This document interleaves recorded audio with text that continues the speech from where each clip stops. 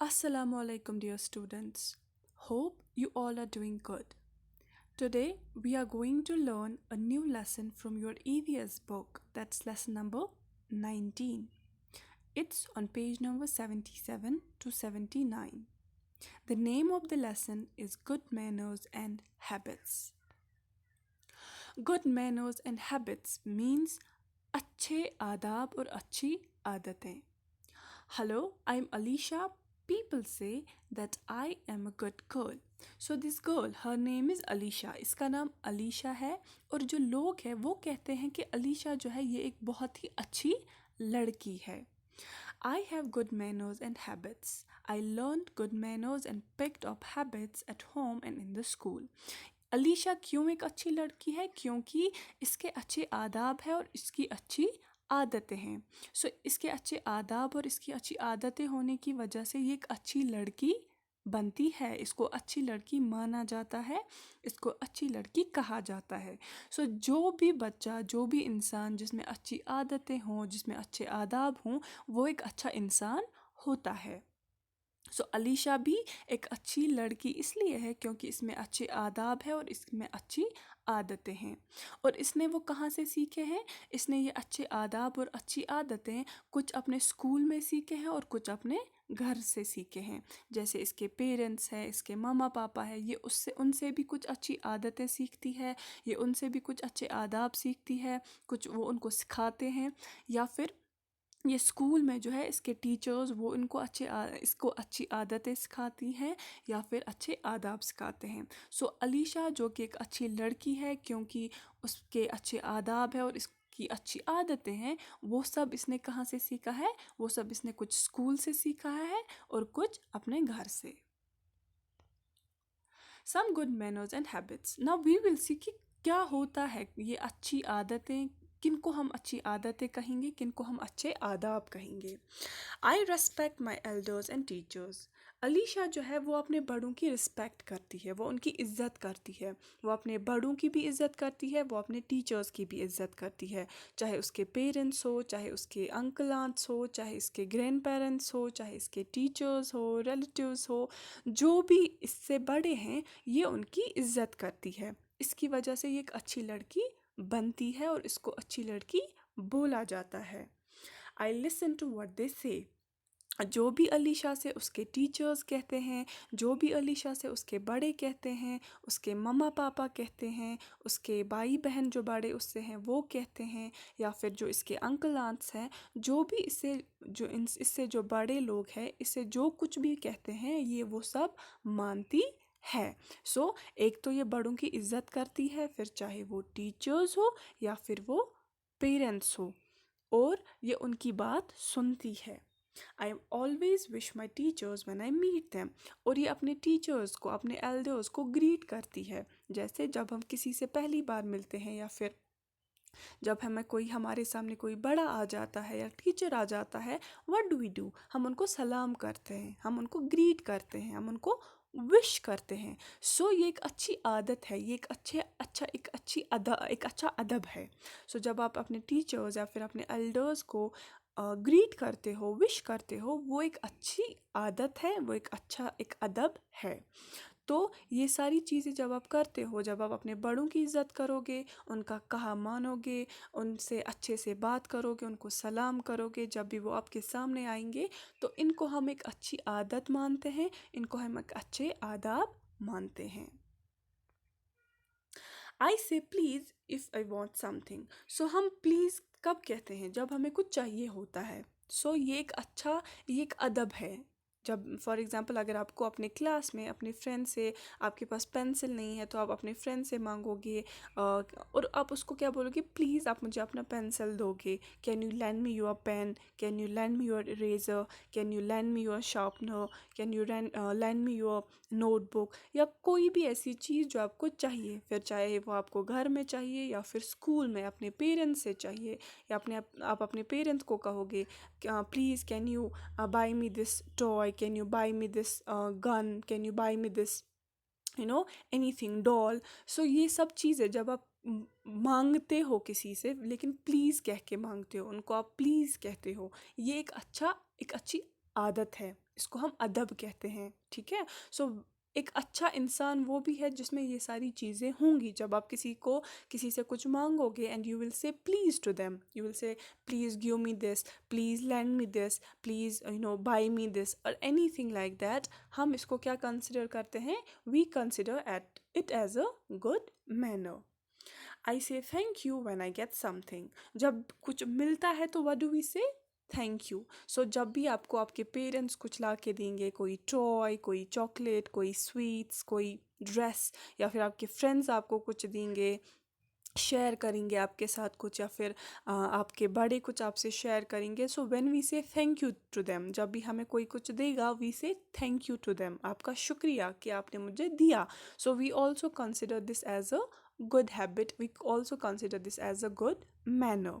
सो अलीशा एक अच्छी लड़की इसलिए भी है क्योंकि वो सारी ये सब चीज़ें करती है। शी सेज प्लीज़, जब उसको कुछ किसी से मांगना होता है वो प्लीज़ बोलती है, जब कोई उसको कुछ देता है तो वो थैंक यू बोलती है।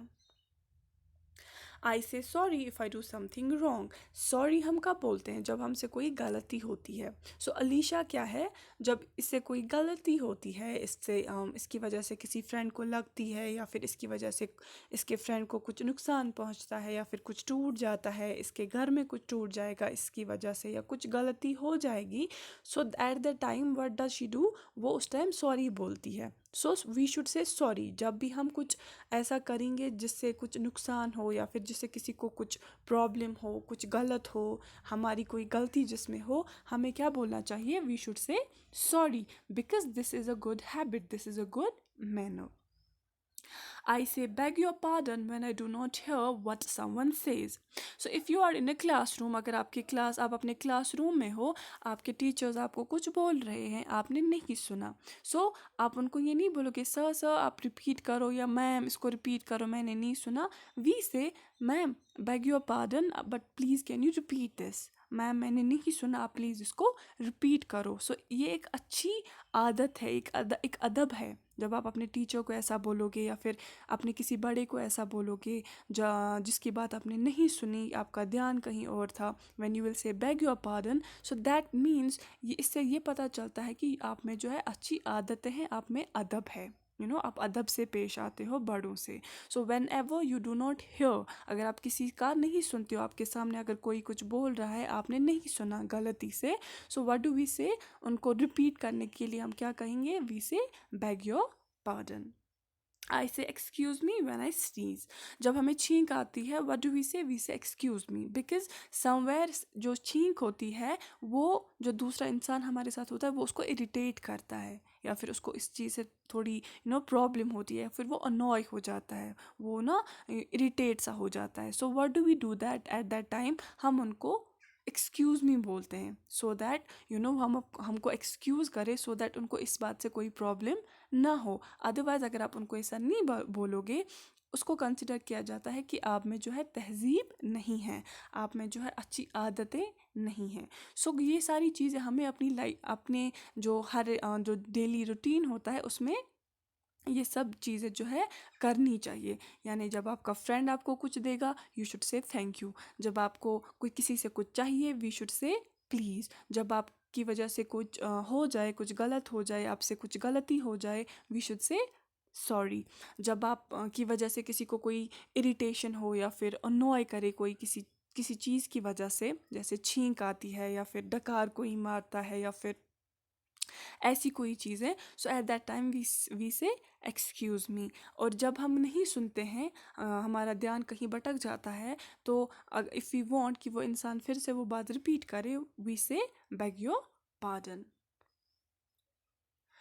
आई wake up early in the morning and go bad early at night.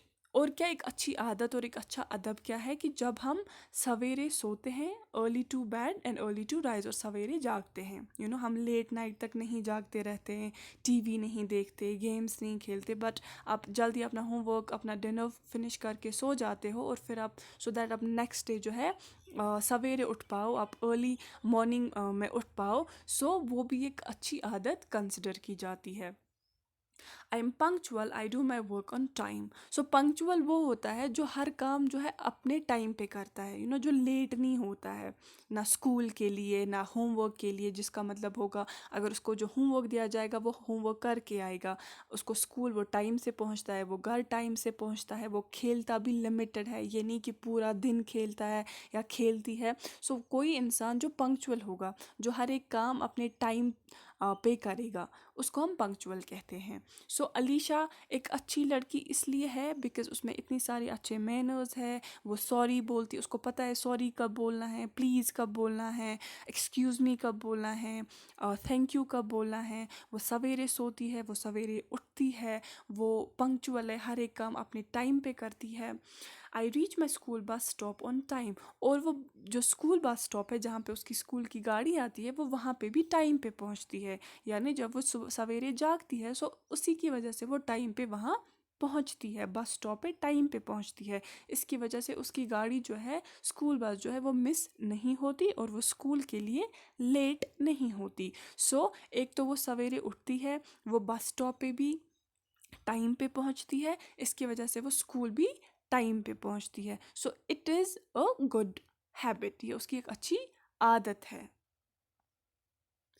I stand in a queue and wait for my turn.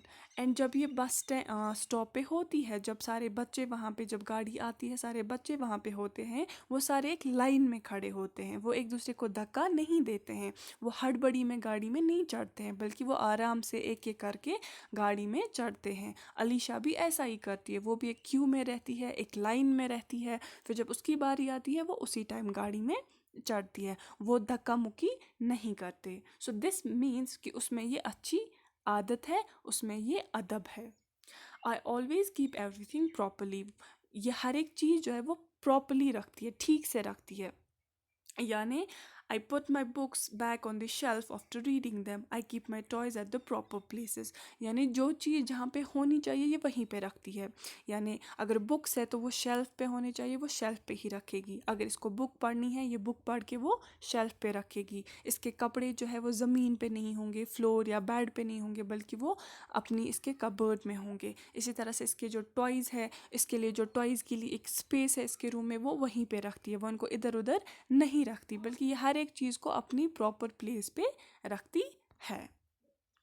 I always take care of my things. और ये अपनी चीज़ों का ख्याल रखती है, जो भी इसकी चीज़ें हैं, फिर चाहे वो क्लोथ्स हो, टॉयज़ हो, इसके बुक्स हो, नोटबुक्स हो, जो भी इसकी चीज़ें हैं वो उनका ख्याल रखती है। आई नेवर राइट और draw on the walls, I try to keep my school clean. And ये स्कूल में जाके ये दीवारों पे नहीं लिखती, ये ये वहाँ पे कुछ ड्रॉ नहीं करती है, वो ड्राइंग सी नहीं बनाती है, दीवारों पे कुछ भी नहीं लिखती है। ये अपने स्कूल को क्लीन रखती है। अगर कुछ वेस्ट पेपर होगा, कोई गंदगी क्लास में होगी, तो ये उसको डस्टबिन में डालती है, या फिर बाहर कहीं पार्क में, स्कूल के गार्डन में कहीं पे कुछ इसको गंदगी मिलेगी तो ये उसको उठा के डस्टबिन में डालती है। सो ये ऐसा सब कुछ करती है जिससे इसका स्कूल साफ रहे। I also keep my home clean. And same ये घर पे भी करती है। अगर इसके घर में भी कोई गंदगी होगी तो ये वहाँ पे भी सफाई रखती है और सफाई करती है। I always keep my self clean and tidy. And ये अपने आप को भी साफ रखती है, अपने आप को भी क्लीन रखती हैं, कीपिंग एवरीथिंग क्लीन। सो ये घर में भी हर एक चीज़, जिस चीज़ को जहाँ पे होना चाहिए वहाँ पे रखती है। घर में भी ये साफ़ सफाई करती है, रखती है, कोई गंदगी नहीं डालती।